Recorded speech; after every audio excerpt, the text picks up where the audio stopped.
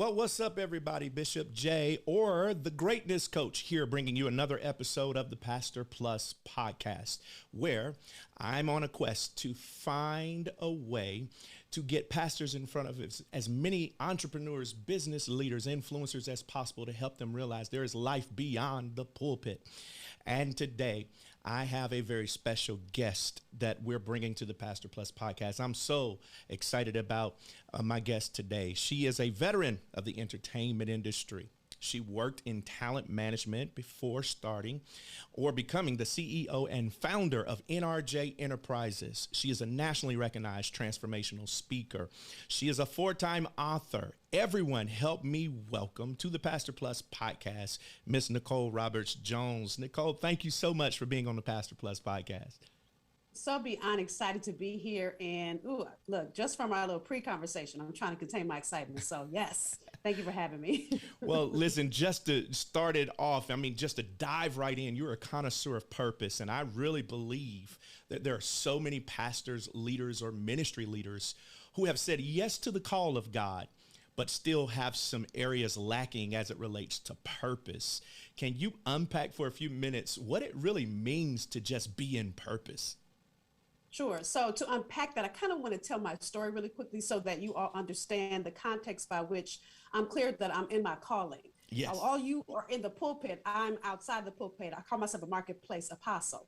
So with that said, I got called into this work in 1993, as you read in my bio, when I had the job I've dreamed of since I was 7 years old. So I worked in the entertainment industry. And at the time I worked for Viacom's largest cable network. We had an outreach to 89 million homes on a weekly basis.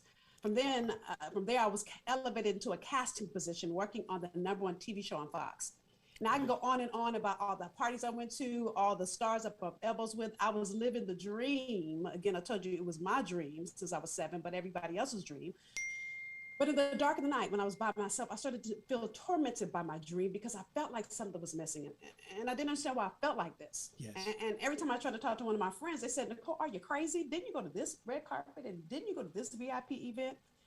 And so the more I prayed, God was silent. So, okay.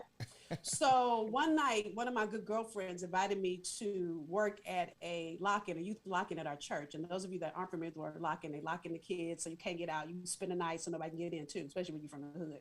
So anyway, working with kids that night, as I work with young women, as their eyes lit up, my heart lit up. And I said, oh my God, this is the thing I've been seeking. But again, This is 1993. I didn't know what to call this thing, but for the first time, my soul was alive. Wow. So the reason I'm telling you that story is because what I realized then and what I teach now is God has matriculation levels to your purpose. So whereas I'm clear that I am still a producer, because now what I do is take your gift, your God-given gift, and produce it in all the ways that you were meant to serve the world with it. By the way, ministry means serve. Okay? Yes. So whether you're serving in a pulpit, whether you're serving wherever that may be, a boardroom, a classroom, I can go on and on the stage, you're serving the world with your gift. Wow. And so what I realized some years later is that what God was doing was matriculating my gift on the next level.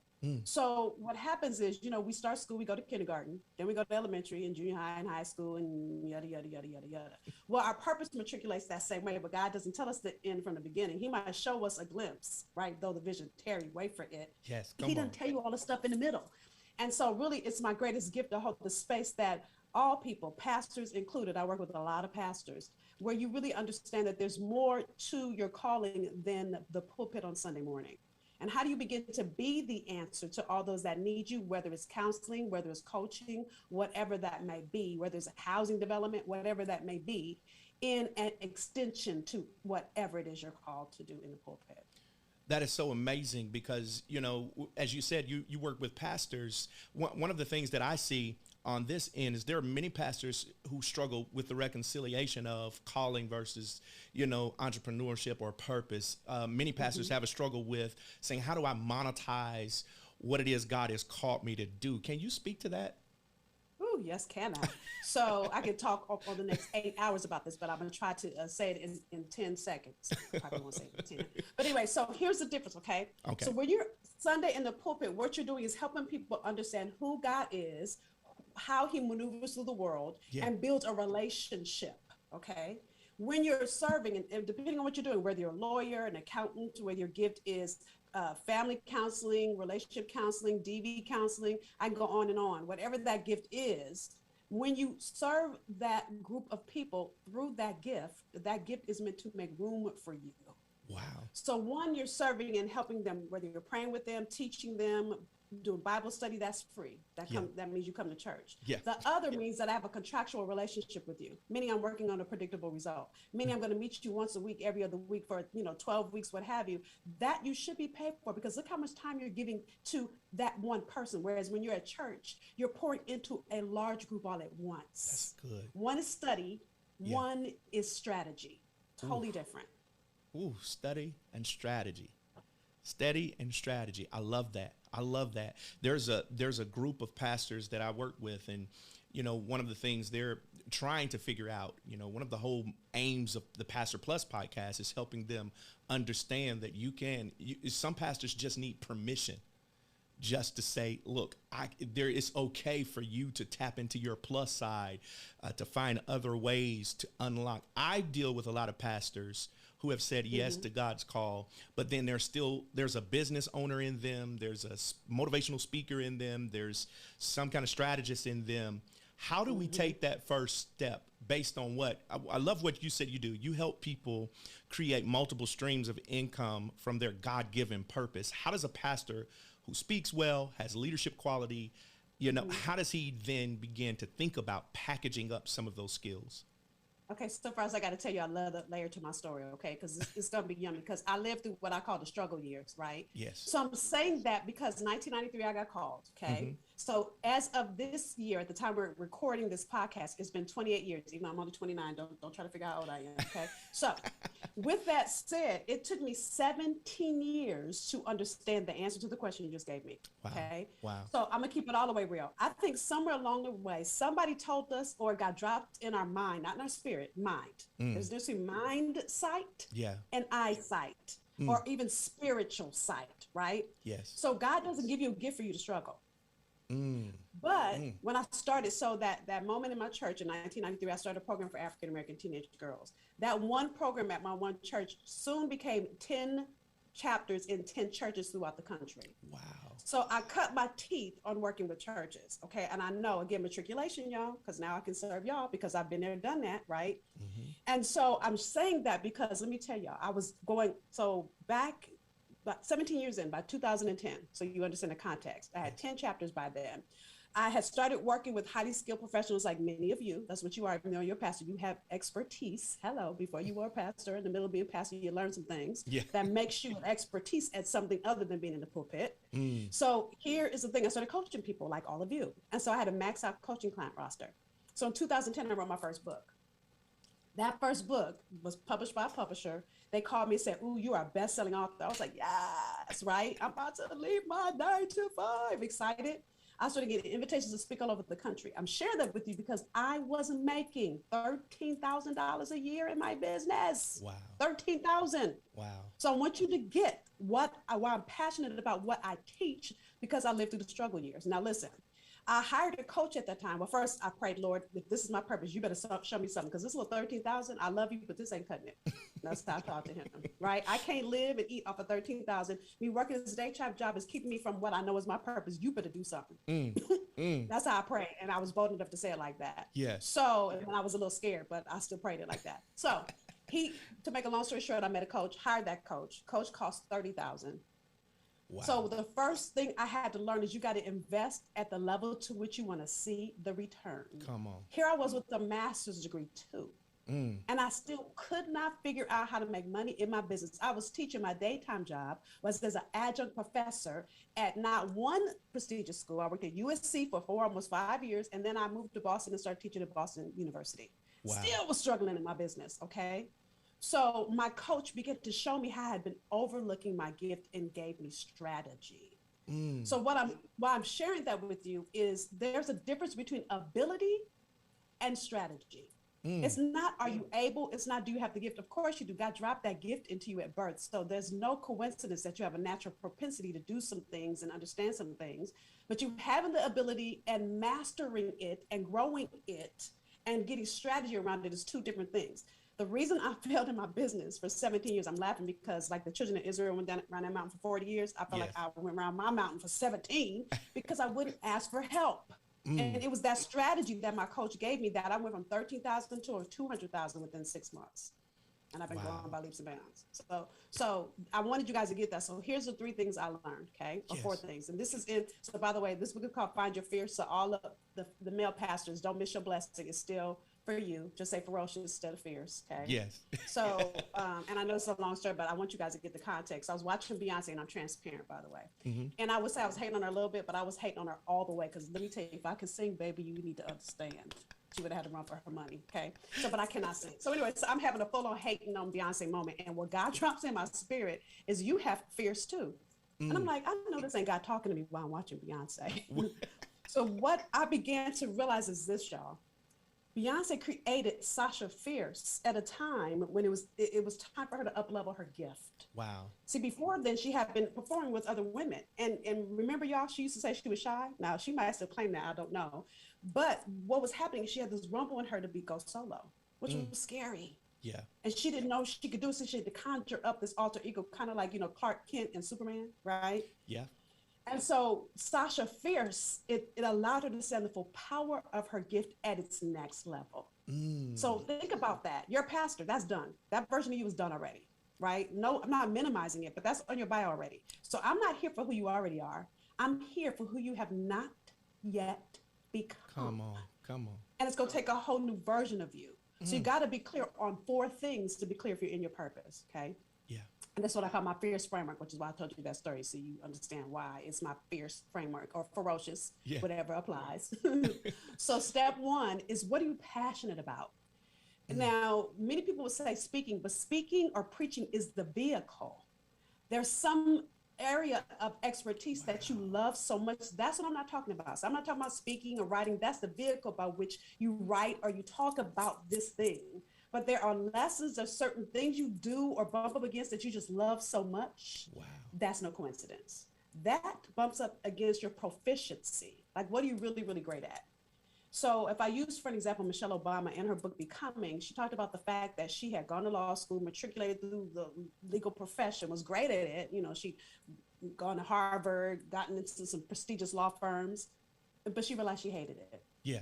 So she was good at it, but she hated it. So you can't be good at it and hate it, because then you don't want to do it. And you can't not be good at it and love it. Right. That's not going to work. So there, again, it's no coincidence that there are certain things that you feel called to that just resonate with you so much. If it's relationships, then maybe you should be a relationship coach alongside your pulpit ministry, right? Yeah. Maybe, whatever it is, I can give you several examples. So the third thing is, what problem does it solve? You've got to know that God put each of us here as the answer to a problem. Genesis 1:28. Look, I know the Bible and I'm going to mess it up. So please feel free. Look, Bishop J or Pastor Chris, whichever one, I'm going to call you in a moment, right? So please correct me. Genesis 1:28. This is my foundational Bible verse. This is the first commandment God gave to anybody. Yes. Go, be fruitful and multiply. Yes. Have dominion. The dominion is in alignment with your purpose. You're meant to have complete authority over an arena God created you to dwell in. I need y'all to get that. Wow. So P, when I talk about what problem do you solve, that's the fruitful, because you produce good results for the people that need you, that are praying for you. And then if you're going to be an entrepreneur, you make profit from it, because here's what happens. Now, of course, the focus shouldn't be making money, but here's what happens when you make more money. It allows you to serve more people. It also allows you to create greater meaning in this world. So those of you that have children, you can pay for your children to go to school in cash. You can pay for your parents to go through retirement. I mean, I can go on and on and on. When you make more money, you can get the causes you greatly care about. You can open up an orphanage. I can go on and on and on. We look at people like T.D. Jakes. All the money he makes is not from pulpit. No. That's the movies, the books. Come on. And the way he expresses that in the world is his give back. So I need you to get that. When you have businesses alongside your pulpit ministry, it allows you to bless the world. Wow, this is so much, I can't wait to go back and watch this playback and listen to it, because you are just blessing me, because I really, really feel a heart. This is my passion, to push pastors. My dad, when he when he retired from ministry, he was right at the end, and he was about 66 years old when he died.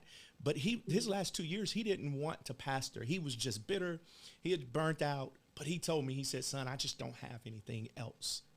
You know, and as I was listening to you talk, you were talking about how everyone has a space and everyone has something. We've got to be able to solve people's problems. We're the answer to someone's problem. You actually wrote a book called Be the Answer.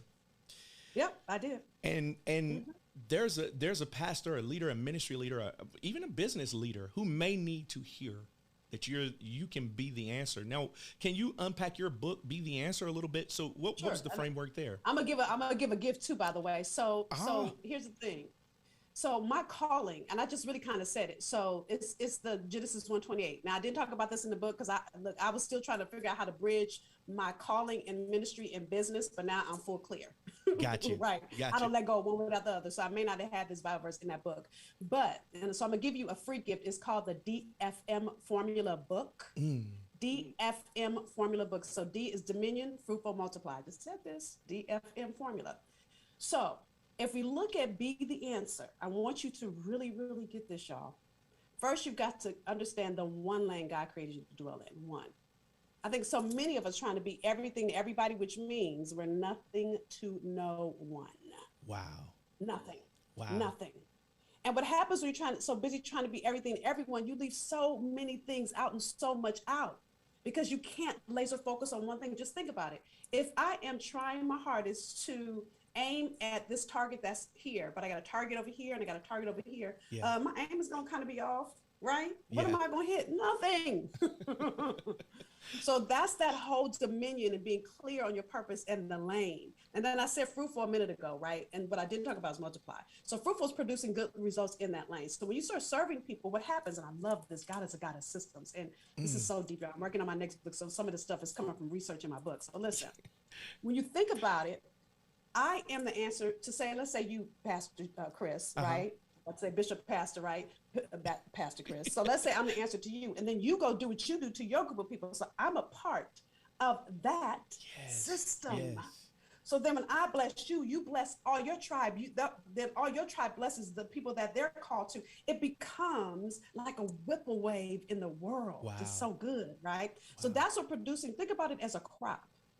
If I plant one seed and that seed grows, and then from that seed, I can get another seed, and then I plant that seed and it grows, that's becomes producing good results. But ultimately, that's what multiplication is about. Yes. So the more I can take my gift, and this is what so many of us do, we do things in our business where we have to be present, which means I'm already capping off how many people I can serve, and dare I say how much money I can make. Again, when I say money, I'm talking about the meaning it creates in the world, okay? So if I use, for an example, just to help you get context to this, I had the privilege to coach Dr. Deborah Tillman. Now, she's a God's girl, like me. And when I started coaching her, she is just the sweetest person you'll ever meet. She had the opposite issue that I did. So those of you that don't know who Dr. Deborah Tillman is, she's America's super nanny, okay? So when I met her, she had opposite issue. Remember I told you I made $13,000. I was in my broke years, right? Yes. My struggle bus years, what I call it. Well, she was making money, but there were so many families that she couldn't serve because she couldn't add more hours in her day. Wow. Okay. So what I said to her, and I gave her homework I give to every one of my clients, we need to create a method by what you do. She goes, no. I tailor the experience every time I work with a family. And I said, okay, you ready to let that go? Silent on the phone. I was like, she about to fire me? She gonna fire me, right? But here's what happens, y'all. We all have a methodology and we're on autopilot, so you don't realize it. That's what my coach did for me, by the way. When I said she showed me, she started allowing me to see in what I call my blind spots. We all have them. Yeah. So in that moment, I was inviting Deborah in to see her blind spots. So I gave her homework. I gave it to every single one of my clients. She came back to our second call in tears. Wow. Why? Because she didn't realize. So when you create a strategy, I call it a blueprint. It's like we need a blueprint to build a home, to for constructing or we're renovating, we need a blueprint. The same way with your business, with your gift, you need a blueprint. When you have a blueprint, you can create all the ways you can serve people where you don't have to be present. I call it making money in your sleep. So like, for instance, I'm here with you, Pastor Chris, and somebody's going through one of my programs and I am not there. I have Wow. clients from Singapore. First of all, my Singaporean client, I was blown away when, as I always do phone calls randomly with people. I'm like, Singapore, can I call Singapore? Right. And I said, how did you find me? But again, I would have never been able to serve her. I've never been to Singapore yet. Wow. So you got to know there's so many people that need you, but you only have 8 hours in our working hours. There was 16. And I heard you say your dad was tired. Well, because you can't serve from an empty cup. So when you're pouring out and pouring out and pouring out, and yes, my coffee cup is still here. Don't judge me. So, and don't laugh at, this is my favorite cup, right? And it's all tore up. I need new one, but it's my favorite. But anyway, so don't judge me. So when I'm pouring in and pouring in, but what happens is when you're pouring out and my cup is empty because my coffee's gone, how do you pour back into you? Wow. Who pours back into you? So the reason your dad was tired, the reason why some of you are watching are tired is because you're serving. You're not getting paid for it. That's withdrawal. You go to the bank, you keep withdrawing. What happens? They keep your card because you have no more money in there, right? So it's the same concept. You got to look at how do you pour back into you so you can serve more people and do more good in the world. And part of that is the whole multiplication, looking at how do you create a system from your intellectual property that you can serve more people without you having to be present to do it. Wow. You know, this is so good because I know in our space we have some, and I know you've done valuable work as it relates to empowering women. And we're in the Middle Tennessee area, so we're right here in the Bible Belt. And it's in some ways there's some traditional strongholds as it relates to women clergy in particular. Yeah. And I noticed you wrote a book called It's Your Time to Shine. And I think there's this space of where we see so many women being empowered, so many women in positions of leadership, and, you know, and we're really rallying behind and supporting this really, I guess, powerful movement as far as women is concerned. What would you say to that woman pastor, ministry leader who's saying, okay, it's time for me now to come out of these shadows and start walking into what God has called me to do? I love that. So let me just out myself first. So I want you to know, I'm saying it out loud probably for the second time, that God is calling me to expand my territory. So although I used to only work with women, I work with men now too. Okay. So just know that. So, yes, so look, I'm matriculating too. We always a work in progress. I always say, you won't be matriculating your purpose anymore. If you done, we would have been to your funeral. I hate to be crass, but that's real. Okay? Yes. So with that said, I love that you brought this book up because It's Your Time to Shine is based on Esther, my favorite person in the Bible, not because she's a woman, but her story is just so powerful if you really think about it. Yeah. Quick version, okay? So Esther is an orphan. Her cousin, some versions say cousin, some say uncle. They were related. He works in the palace. And he hears, oh, the king is looking for a new queen because his other queen acted crazy. Now, I'm from the hood, so I'm going to always keep it real. She acted a fool, right? So he let her go. He dismissed her. She stood up for herself, is really, but he thought, anyway, we're not going to get into that.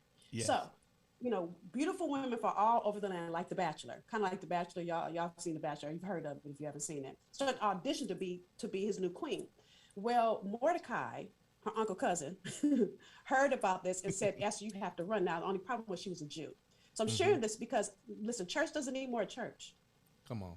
What I know, and I'm called to be a disruptor in church because so many people in church think that money is the root of all evil, but it's not. Money also allows you to bless people and do some things that you couldn't do otherwise. Yes. Okay? Yes. So sometimes God's going to call you to be outside of the norm because he needs you to disrupt an industry that might be a little shaken up. Okay? So that's the first thing I want to say to a woman. Stop trying to fall back and do the thing God is calling you to do. It's going to be scary, yes. But your faith doesn't get activated until you're in the face of fear. Wow. So that's number one. Wow. So then Esther wins, okay? Because she stood out. You know why she stood out? Because she was different. Now, the king didn't know she was a Jew. So to make a long story short, Haman, the king's right-hand man, was a Jew hater. Yes. Okay, I told you I keep it real, right? Just a hater, just hating on the Jews. And so it's a whole long story, but we don't have time for the podcast why he was hating. So he puts a plot out to kill the Jews. Now, problem is Esther's a Jew. The king doesn't know it. Mordecai comes to her, and I believe it's around Esther 4:14. He says, "Baby, you come to the kingdom for such a time as this." Yes. And so again, There are things you go through. Me working in the entertainment industry, can I tell you 3 or 4 years ago, I had a full circle moment when I got hired by Steve Harvey's team to help him grow his brand, the same way you guys are, right? Developing programs and understand how to produce himself. Now, he didn't know I worked in entertainment. He didn't know me then. One of the only comedians I didn't meet. When I got to sit at that table, and he knows me as what I do now, a bankroll brings expert. When I say, Mr. Harvey, can I tell you something? Because he was, afraid like we all get, because what I'm doing is calling him to shift his gift. I told him 2 things. I told him where I worked and who I work for. And he looked at me. I said, so let me say this. You know how to find enough money. Now what God is calling you to do is find the transformation. It's the same gift to shift it and trust God. Man. Wow. So I need you to get that Esther in that moment had a choice. It was scary. Yes. She could have said, no, I'm going to chill. I'm not going to tell him anything. I'm going to let them people die. I'm going to live in the palace and just, live it up. Or she could go into her husband and stand in the gap for her people. So that's the second thing I want you to walk away with. When I say be the answer, sometimes being the answer isn't going to be sexy. It's not going to be exciting. It's not going to be the in vogue thing. Sometimes you may have to do the hard thing. But if it's the thing that's rumbling in your soul, then you've got to trust God and do it. And I know for women, because so many of us, and this is for men too, this is not just a women's thing, but so many women have been stifled, especially in church. I remember when I started meeting with churches to start my youth program, and to be honest with you, this is when teenage pregnancy was at its highest in the African-American community. And I would go to pastors and say, I'm going to talk to them about sex. I'm not going to tell them not to have it, because guess what? They having it and they're not telling us. So we need to have a real conversation with these babies to help them make better life decisions. When a church would say, well, no, you can't do that. Well, then I can't come here. I had to be clear and uncompromising. If I'm going to save this group of girls, I got to have real conversations with them instead of telling them what not to do. Let's talk about why you want to do it. Most definitely. So I think it's just really understanding that many of us, and everyone's not called to disrupt, but all of us are called to be the answer to a group of people that need us. And sometimes God is going to shift who you be in order to do that. My God, everyone, this is Nicole Roberts Jones, and she has been on the Pastor Plus podcast dropping nuggets. I hope that everyone will replay this and share this with someone. As always, Nicole, I always have our guests give the final thought and the last word. But before I do that, I want to remind everyone that our Pastor Plus camp is coming up here December 9th and 10th. We're going to get pastors in the room, ministry leaders in the room, influencers in the room, and help you build your brand and help you find what Nicole was talking about right here. Find your purpose. What else do you have, Pastor? You have pulpit assignment and you can preach like Peter, but there's something else there. And so we want you to meet us there December 9th and 10th. Go to my website, cajohnson.org, for more information. So here to give us our last thought, our final thought, is the one and only Miss Nicole Roberts Jones. Nicole, thank you so much, and you can take us away. So I just want to, before I do the last thought, I kind of said it quickly, my free gift for you, dfmformulabook.com, dfmformulabook.com. And let me tell you why I do what I do. When we each were born to this world, God planted DNA in us, distinct natural ability, as a seed. He invested that in us. So my question to you is, when you die and get to meet God face to face, what is his return on his investment in you? What's his return? Are you going to be fruitful and multiply and serve all the people that need you? Or are you going to be like that third employee in the parable of the talents and bury your gift in the ground and not multiply it? My greatest desire is that you do whatever it takes to multiply for all the people that are waiting for you.